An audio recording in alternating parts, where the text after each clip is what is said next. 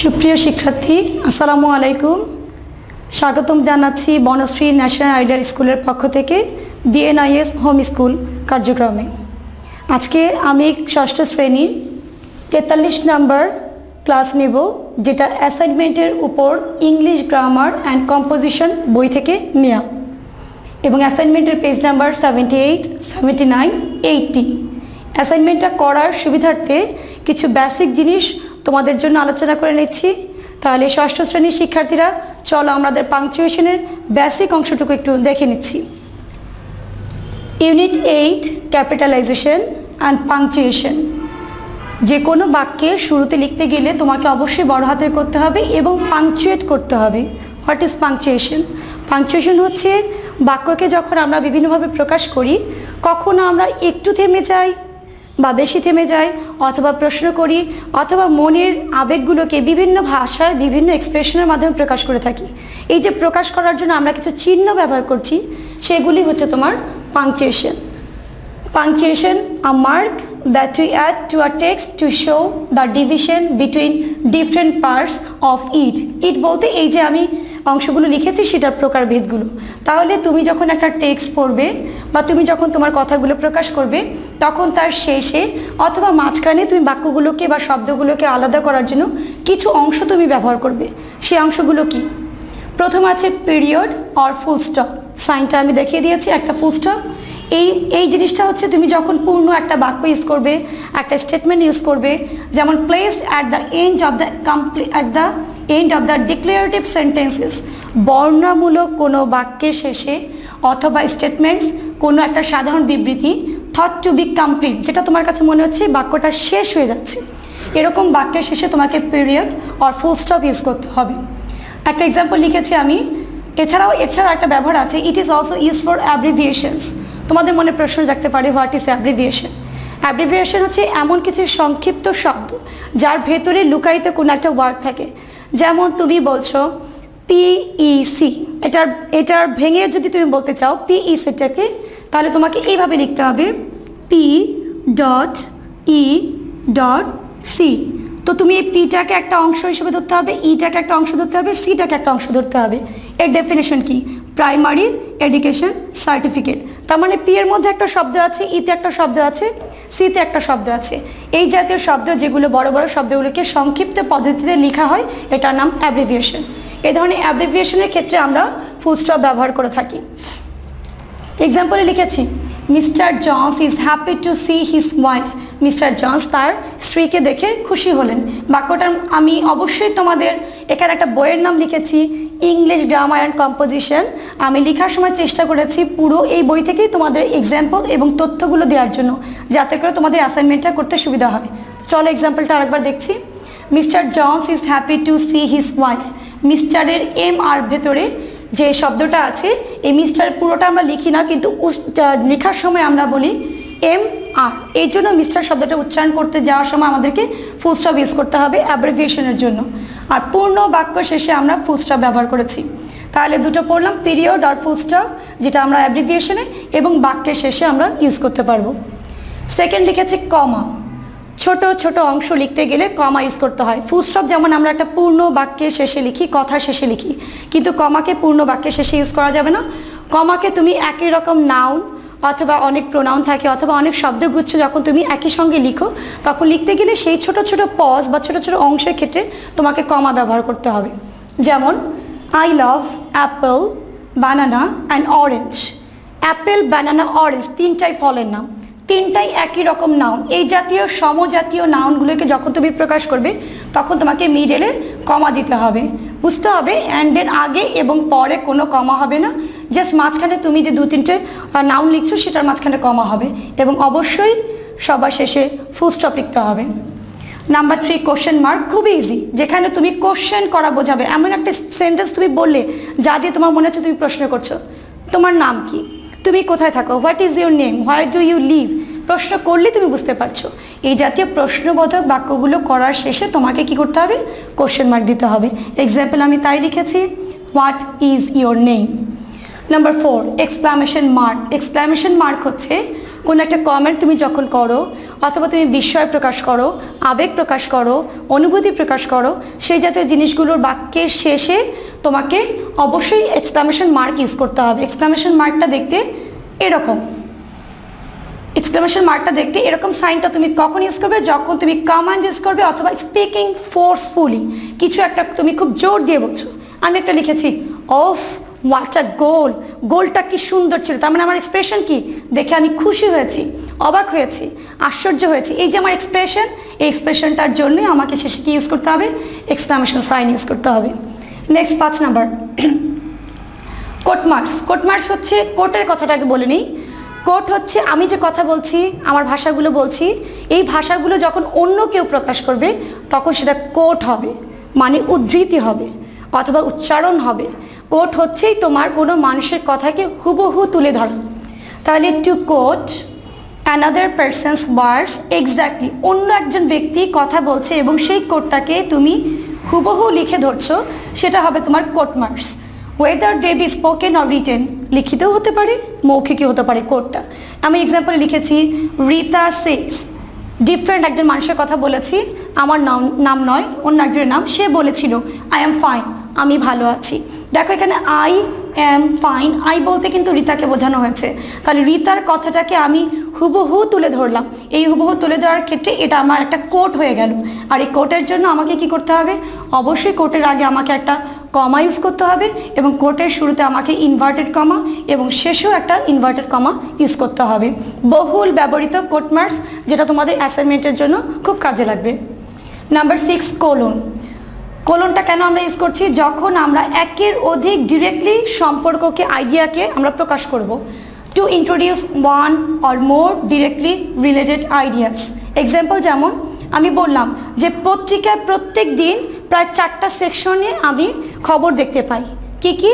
The daily news papers contain 4 sections. তাহলে 4টা সেকশনকে তুমি যদি এখানে লেখাটা শেষ করে দিতে তাহলে আমি ফুল স্টপ ইউজ করতাম, কিন্তু আমি কি করেছি? আমি সেকশনগুলোর ভাগের নাম লিখেছি।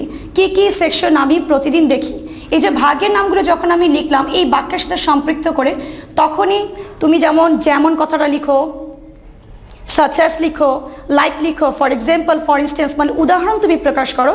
এই উদাহরণ প্রকাশের ক্ষেত্রে তোমাকে কোলন ইউজ করতে হবে। উদাহরণ প্রকাশের ক্ষেত্রে কি ইউজ করতে হবে? কোলন। আমি ঠিক সেভাবে 4টা পয়েন্ট লেখার আগে আমি কোলন ইউজ করলাম। তাহলে কোন কোন কন্টেন্ট ছিল? নিউজ ছিল, স্পোর্টস ছিল, এন্টারটেনমেন্ট ছিল, অ্যান্ড ক্লাসিফাইড অ্যাড ছিল। এই গেল কোলনের ব্যবহার। এখন আসি অ্যাপোস্ট্রফি। এটাও তোমাদের অ্যাসাইনমেন্টের জন্য সব লাগবে। এখন এখানে যতগুলো লিখেছি প্রত্যেকটা তোমার অ্যাসাইনমেন্টের সাথে সম্পর্কিত। তাহলে অ্যাপোস্ট্রফি কোনটা? 3 এক্সেস আছে অ্যাপোস্ট্রফির। একটা হচ্ছে পজিটিভস অফ নাউন্স, এটা ব্যাখ্যা বলবো নাউনটা কি। তারপর to show the omission of letters, to indicate certain plurals. এই 3টা ক্ষেত্রে তুমি অ্যাপোস্ট্রফি ইউজ করতে পারবে। এখন তোমার মাথায় প্রশ্ন আসতে পারে, পজিটিভ অফ নাউন্স কোনটা, অমিশন অফ লেটার কোনটা, অথবা ইন্ডিকেট সার্টেন প্লুরালস কোনটা? তাহলে চলো প্রথমটা আমরা দেখে নিচ্ছি, ফর্মিং পজিটিভস। মনে করো তুমি একটা কিছুর মালিক, তোমার একটা কিছু আছে, অথবা তুমি পিতৃসূত্রে বলো, মাতৃসূত্রে বলো, ফ্যামিলি সূত্রে বলো, জেনেটিক সূত্রে বলো, তুমি কিছু একটা পেয়েছো, তোমার নিজস্ব যেটা, সেটাই হচ্ছে তোমার পজিটিভ ফর্ম। আমরা যেমন বলি এই কলমটি আমার, এই কলমটি আমার, আচ্ছা এই কলমটি কার? আমার। তাহলে এই আমারটা হচ্ছে পজিটিভ। সেম আমি একটা এক্সাম্পল লিখেছি, the boys name is Litu belonging to, এই নামটা, লিটু নামটা এই ছেলেটারই, অন্য কোনো মেয়েরও নয়, অন্য কোনো আদার্স ছেলের নয়। যার কারণে আমি কি লিখেছি? Boys, boys, not plural, it's positive. Plural হলে আমি অ্যাপোস্ট্রফি ইউজ করতাম না, কিন্তু অ্যাপোস্ট্রফি ইউজ করেছি কেন? যাতে করে আমি ছেলেটার নিজস্বতা বোঝাতে পারি। এই ছেলেটার নামই নির্দিষ্ট করে আমি বলেছি ওর নাম লিটু। সেকেন্ড অপশনে লিখেছি শোয়িং অমিশন। অমিশন মানে হচ্ছে একটা শব্দকে বাদ দিয়ে দ্বিতীয় অংশটাকে লেখা। কীরকম দেখো, এক্সাম্পলে আমরা কিছু শর্ট ফর্ম ইউজ করতাম। শর্ট ফর্ম বলতে বোঝাচ্ছে আমরা মাঝে মাঝে সাবজেক্ট এবং ভার্ব ইউজ করি। সাপোজ এইরকম, যেমন তুমি প্রকাশ করছো I will go to school, okay তুমি লিখলে, এটাকে বলে লং ফর্ম, যেখানে তুমি সাবজেক্ট এবং ভার্ব দুটো পাশাপাশি ইউজ করছো। তুমি চাচ্ছ এই ফর্মটাকে আরও শর্ট করে লিখবে, তখন তুমি কি করলে? উইলের WIটা ফেলে দিয়ে ডাবল এলটাকে ইউজ করলে, যেটা অ্যাপোস্ট্রফি না দিলে তোমার হয়ে যেত ইল। সম্পূর্ণ নতুন একটা শব্দ, ইল অসুস্থ, কিন্তু তোমাকে কি প্রকাশ করতে হবে? নতুন শব্দ প্রকাশ করা যাবে না, তোমাকে কি প্রকাশ করতে হবে? এই সাবজেক্ট এবং ভার্বের যে সংক্ষিপ্ত রূপ সেটাকে প্রকাশ করতে হবে। আর সংক্ষিপ্ত রূপ প্রকাশের নিয়ম হচ্ছে তোমাকে সাবজেক্ট এবং ভার্বের মাঝখানে একটা অ্যাপোস্ট্রফি ইউজ করতে হবে। এটাকেই বলে হচ্ছে শর্ট ফর্ম। তাহলে শর্ট ফর্মের ইউজটা আমি এখানে লিখেছি, দেখো আই অ্যাম যদি কখনো থাকে, তুমি পাংচুয়েটে তোমার লেখা আছে আই এম লেখা আছে, তখন পাংচুয়েট করার সময় তোমাকে এম এর মাঝখানে একটা অ্যাপোস্ট্রফি ইউজ করতে হবে। নেক্সট লেখা আছে আই উইল, এখানে পাংচুয়েট করার জন্য আমি এইমাত্র দেখালাম তোমাকে অ্যাপোস্ট্রফি ইউজ করতে হবে, এখানেও লিখেছি অ্যাপোস্ট্রফি ইউজ করতে হবে। উই হ্যাভ, কিন্তু তোমার পাংচুয়েশন লেখা আছে WEVE, তুমি কনফিউজড, উই বলে তো কোনো শব্দই নেই, তখন তোমাকে বুঝে নিতে হবে এটা শর্ট ফর্মের সাবজেক্ট এবং ভার্বকে সংক্ষিপ্ত করে আমরা WE এবং অ্যাপোস্ট্রফি VE ইউজ করেছি। এরকম অনেক আছে, দে হ্যাড করা যেতে পারে, উই হ্যাড করা যেতে পারে, আই এম করা যেতে পারে, অনেক কিছু। ফর্মিং প্লুরালস, প্লুরালস মানে কি? একের অধিক ব্যক্তি অথবা বস্তু। এই প্লুরালকে তুমি যখন ইউজ করবে তখনও তোমাকে অ্যাপোস্ট্রফি ইউজ করতে হবে। এটাও অ্যাপোস্ট্রফি, এটাও অ্যাপোস্ট্রফি, কিন্তু এটার মধ্যে একটু ডিফারেন্স আছে। প্লুরালস অফ লেটার্স দেখো, এক্সাম্পলে আমি লিখেছি mind your P'(S) and QS, PS QS। What is PS and QS? এটা একটা অর্থ আছে। PS অ্যান্ড QS একটা ইডিয়মস অ্যান্ড ফ্রেজ, যেটা দিয়ে তোমার একটা বিশাল একটা অর্থ বোঝায়। Mind your own language, mind your own behaviour, be on with your activities. তাহলে PS আর QS এর মাঝখানে অনেকগুলো অর্থ আছে। সেই অর্থগুলো কি আমি বললাম যে তোমার কাজে মনোযোগী হও, আমরা বাংলা বলি না, আর তোমার নিজের চরকায় তেল দাও, এইরকম একটা বিষয় যে PS and QS, mind your PS and QS। এই PS বলতে কিছু শব্দ লুকিয়ে আছে, ল্যাঙ্গুয়েজ, বিহেভিয়ার, ম্যানার্স। QS বলতেও কোশ্চেন হতে পারে, QS বলতেও ম্যানার্স হতে পারে। That means PS and QS it's an idiom. আর ইডিয়মের ভাষাটা হচ্ছে এরকম সংক্ষিপ্ত পদ্ধতিতে, সেটা একটা প্লুরাল। তার মানে P এর ভেতর প্লুরাল কিছু শব্দ আছে, যার জন্য আমরা P'(S) ইউজ করেছি, Q'(S) ইউজ করেছি। একটা ছোট্ট উদাহরণ আমি দেখাচ্ছি এটার বাদ দিয়ে। আমরা অনেক সময় বলি স্টুডেন্টস, এর মানে কি? অনেক শিক্ষার্থী, অনেক শিক্ষার্থী। এই ক্ষেত্রে তুমি প্লুরালি অ্যাপোস্ট্রফিটা শেষে ইউজ করতে পারো। যদি তুমি এরকম বলতে রিফার্স, তার মানে কি? এটা রিফার, তাহলে এটার সঙ্গে এটার পার্থক্য কি? এটা শুধুমাত্র বিলং টু বোঝাবে, বিলং টু, তার মানে তার রিফার নিজস্ব, আর এটা দিয়ে তোমাকে প্লুরাল বোঝাবে, মানে একের অধিক নাউন থাকলে প্লুরাল বোঝাবে। তাহলে যেটা প্লুরাল সেটা করতে গিয়ে তোমাকে অ্যাপোস্ট্রফি শেষে বসাতে হচ্ছে, যেটা তোমার বিলং টু সেটা করতে গিয়ে তোমাকে মাঝখানে বসাতে হচ্ছে। এটাই হচ্ছে তোমার ডিফারেন্স প্লুরাল এবং বিলং টু এর মাঝখানে। তাহলে এই যে এতগুলো পাংচুয়েশন আমরা করলাম আজকে, সাইনগুলো করলাম, এই সাইনগুলোর সাথে সম্পর্কিত আমাদের এই অ্যাসাইনমেন্টগুলো, যেটা বইয়ের নাম হচ্ছে English grammar and composition, page number 78, 79, 80। Activity উল্লেখ করা আছে তোমাদের অ্যাসাইনমেন্টে, সেটা হচ্ছে 1, 2, 3। তোমাদের অ্যাসাইনমেন্ট করার সুবিধার্থে আমি বইটা একটু দেখিয়ে দিচ্ছি, কিছুটা দেখিয়ে দিচ্ছি যে তুমি কিভাবে করতে পারো। পেজ নাম্বার 78-এ কিছু MCQ লেখা আছে। এই MCQর মধ্যে তোমাকে করতে বলেছে সিলেক্ট দ্য কারেক্টলি পাংচুয়েটেড সেন্টেন্স। একটা সেন্টেন্স দেওয়া আছে, সেখান থেকে তোমাকে করতে হবে 1, 2, 3, 4 বা ABCD 4টা অপশন দেওয়া আছে। তোমার কাছে আমার নিয়ম অনুযায়ী যেই জিনিসটা কারেক্ট মনে হচ্ছে সেটাকে কারেক্ট চিন্তা করে তুমি জাস্ট উত্তরটা খাতায় লিখে ফেলবে। 1-এর A নাম্বার কারেক্ট হচ্ছে, তুমি লিখে ফেলবে 1-এর A। 2-এর B নাম্বার কারেক্ট হচ্ছে, 2-এর B নাম্বার লিখে ফেলবে, কিন্তু অবশ্যই রুলসগুলো ফলো করে তোমাকে লিখতে হবে। এরকম করে প্রায় তোমার 6টা MCQ আছে, 6টা উত্তর তুমি আলাদা অ্যাক্টিভিটি 1-এ লিখে ফেলবে। এখন অ্যাক্টিভিটি 2-তে তোমার কি আছে?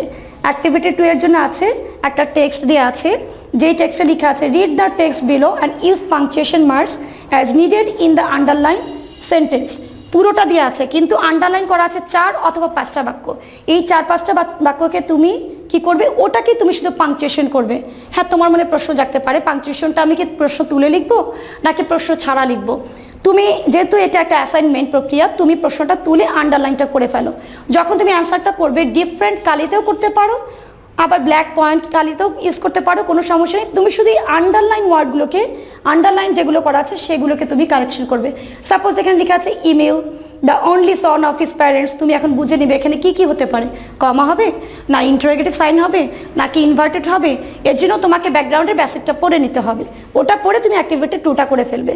এই যে যতগুলো আজকে পাংচুয়েশন মার্ক দিয়েছি এর বাইরে হওয়ার কোনো পসিবিলিটি নাই, যদি থেকে যায় তুমি প্রয়োজনে এই পাতাটা উল্টাবে, এই পাতাটা উল্টাবে, এখানে অনেকগুলো অপশন আছে তুমি চাইলে দেখে নিতে পারো, এখানে পুরো চ্যাপ্টারটার ডিটেলস লেখা আছে। ওকে, আমি আরেকটা অ্যাক্টিভিটি আছে ওটা দেখিয়ে দিচ্ছি। অ্যাক্টিভিটি 3তে তোমাকে পুরোটাই করতে হবে। এখানে নির্দেশনা দিয়েছে যদি টেক্সটটা পড়ে তোমার মনে হয় কোথাও পাংচুয়েশনটা ভুল করা আছে তুমি এটা কারেকশন করবে, আর যদি মনে হয় যে না পাংচুয়েশন ভুল নেই কিন্তু পাংচুয়েট করা নেই তোমাকে সেটা করতে হবে। যেমন লেখা আছে মিনার পরে কমা, কিন্তু তুমি বলছো না মিনার পরে তো কমা হবে না, ওটা ফুল স্টপ হবে, তার জন্য তোমাকে কি করতে হবে, রিডিংটা পড়তে হবে। পাংচুয়েশনটা ভালো করে করার জন্য তোমাকে বারবার রিডিং পড়তে হবে। এরপরেও যদি কোনো প্রশ্ন থাকে, তোমাদের অ্যাক্টিভিটি নিয়ে কোনো প্রবলেম থাকে, লাইভ ক্লাসে তোমরা এ সম্পর্কে ধারণা পেয়ে যাবে। আশা করি তোমাদের অ্যাসাইনমেন্ট করতে কোনো অসুবিধা হবে না। তোমরা যদি এই পুরো ক্লাসটা ফলো করো অ্যাক্টিভিটিগুলো তোমরা সুন্দর মতো করতে পারবে। তাহলে এ পর্যন্তই আজকে থাকলো, আবার দেখা হবে অন্য কোনো ক্লাসে। আসসালামু আলাইকুম, খোদা হাফেজ।